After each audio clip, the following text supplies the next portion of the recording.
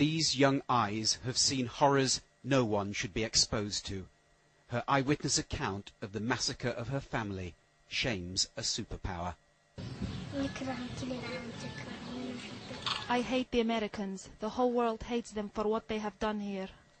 Imam Walid's story is written in the blood of those closest to her. An Iraqi student filmed her home a short time after the US Marines called. The bodies of men, women and children, Imam's family, lie wrapped in blood-soaked rugs. After initial denials, the Americans now admit their men shot them. To try to understand how this could have happened and make sense of conflicting versions, a cameraman commissioned by ITV News travelled to Haditha in western Iraq. There, Ali Hamdami, the Iraqi whose video diary is regularly broadcast on ITV News, met the young survivor and heard her story. The American soldiers came into our house at 7 o'clock in the morning. We were awake but still wearing our night clothes. Imam said her parents had been worried because a roadside bomb had been detonated close to their home earlier that morning. An American patrol had been hit. She later learned a Marine had been killed. She had decided it wasn't safe to go to school that day.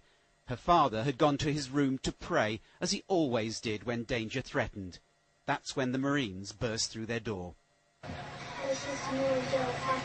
I heard explosions by the door. The Americans came into the room where my father was praying and shot him. They went to my grandmother and killed her too.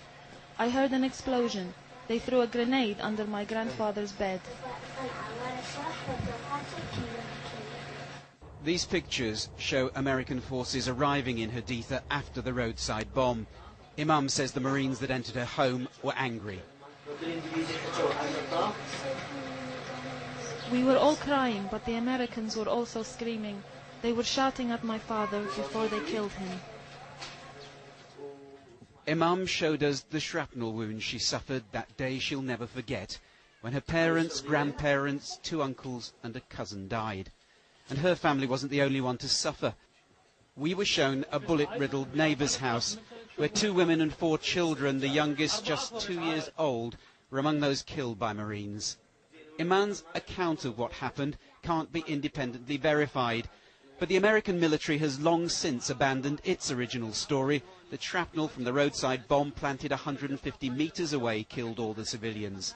And bullet holes that suggest forced entry appear to undermine the latest US position that the civilians caught in crossfire were killed accidentally by Marines.